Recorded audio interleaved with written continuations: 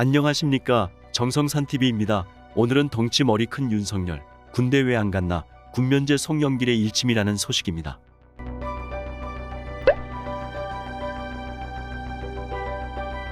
송 대표, 튼튼한 양반이 군대 면제 말되나?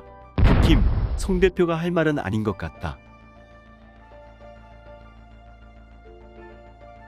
송영길 더불어민주당 대표가 윤석열 국민의힘 대선 후보가 군 면제를 받은 것을 두고 연일 공세를 펼치고 있는 가운데 국민의힘은 덩치도 크고 머리도 커서 튼튼하게 생겼지만 군대는 안 갔다 온 송 대표가 할 말은 아닌 것 같다고 응수했다.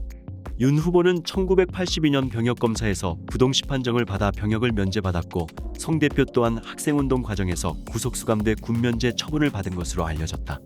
21일 국민의힘 선대본부 대변인실은 논평을 내고 대포로 남북 공동연락사무소를 폭파하지 않은 게 어디냐며 북한 꽁무니만 살피고 핵을 5,000개나 가진 미국이 북한의 핵을 보유하지 말라고 할 수 있냐며 북한 대변인을 자처하는 송 대표가 안보를 논할 자격은 더더욱이 없다며 이같이 밝혔다.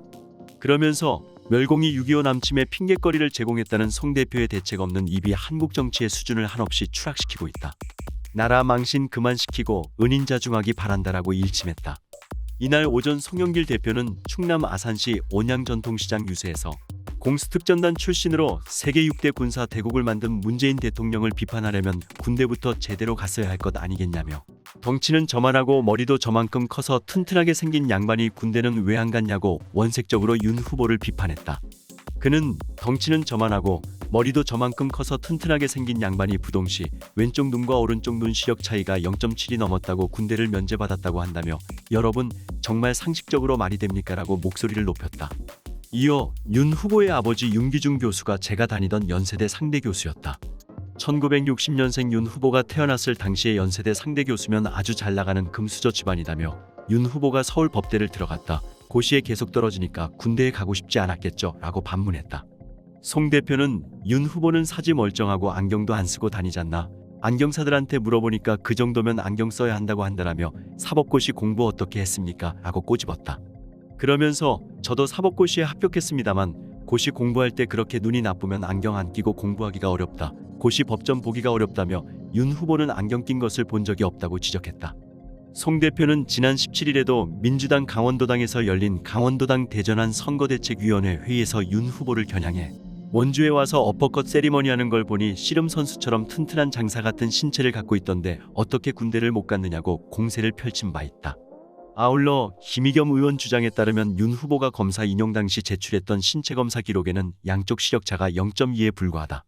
이에 대해 논란이 커지고 있는데 윤 후보는 묵묵부답이라며 검사 임용 당시 제출했던 신체검사 기록 카드에 적힌 양쪽 시력차를 공개할 것을 촉구한다고 밝혔다.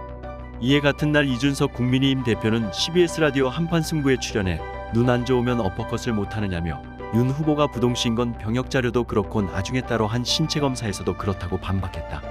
이 대표는 검사로 임용됐을 때 했던 약식 신체검사 등이 약간 다른 결과가 나온 것을 병역 판정을 위해서 하는 엄정한 시력검사 결과를 비교하는 것은 옳지 않다며 재검정을 해도 어차피 비슷할 것이라고 덧붙였다. 이것이 정상배의 흥정이다. 윤석열 국민의힘 대선 후보와 안철수 국민의당 대선 후보의 단일화 흥정이 깨지기 무섭게 우리와 거래합시다라며 튀어나온 사람이 있다. 송영길 더불어민주당 대표다. 정치인은 없고 정상배만 있다는 개탄의 소리가 어제 오늘 나온 건 아니다. 대한민국 건국 74년째이지만 정치의 성숙은 요원하다. 바로 정치한다는 사람들의 저급한 의식과 행태 때문이다. 송 대표의 행태도 갈데없는 정상배의 그것이다. 윤안 단일화가 성사되면 민주당 이재명 후보는 당선을 기대할 수 없다. 그래서 송 대표는 안 후보가 후보 단일화를 공개적으로 언급하기 이전부터 안 후보와의 단일화는 열려있다고 공공연히 구애를 했다. 단일화가 가능하다고 여겨서 그랬다기보다는 야권 후보 단일화를 회방 놓겠다는 의도였을 것이다. 그때는 그래도 오죽 애 같으면 저런 수법까지 동원할까 해서 이해해 줄 수 있었다. 저쪽하고 깨졌으니 우리하고. 그런데 안 후보가 윤 후보에 대한 단일화 제한 철회를 선언하자마자 바로 나서서 흥정을 시도한 것은 야비하다 할 정도다. 이번 선거에서 공학적인 단일화 여부를 넘어 저희가 집권해도 통합정부를 구성하겠다는 자세를 갖고 항상 열려있다는 말씀을 드린다. 이런 게 바로 정상배 행태다. 송 대표뿐이 아니다. 이 후보 자신이 이날 밤 페이스북에 위무에 글을 올렸다. 안 후보님의 고뇌에 공감한다. 이제 더 나쁜 묻지마 정권교체를 넘어 더 나은 정치교체가 되어야 하고, 정치교체가 세상교체 시대교체를 이끌어내게 해야 한다. 안 후보 미래 지향적 결단 필요. 안 후보의 경우는 여론조사 단일화가 지나친 요구라는 것을 인정해야 옳다. 정권 교체를 위해 힘을 합쳐달라는 여론의 뜻을 받들고자 했다면 합리적 방안으로 단일화를 하겠다는 생각을 할 일이었다. 이제까지의 성적과는 상관없이 단 한 번의 대세를 뒤집겠다고 하는 것은 갬블러의 방식이다. 지지율이 비등한 관계라면 그런 식으로 단일 후보를 정하는 게 바람직할 수 있다. 격차가 나도 너무 나는 상대를 향해 여론조사 한 번으로 승부를 결정짓자는 것은 무리다. 그걸 거절당했다 해서 비난을 퍼부었다. 대인의 풍모라고 할 수 없지 않은가. 안 후보는 이미 2017년 대선에서 보수 중도 세력이 분열로 인한 패배를 경험했다. 당시엔 홍준표 자유한국당 후보의 책임목도 같거나 비슷했다고 할 수 있지만 이번엔 다르다.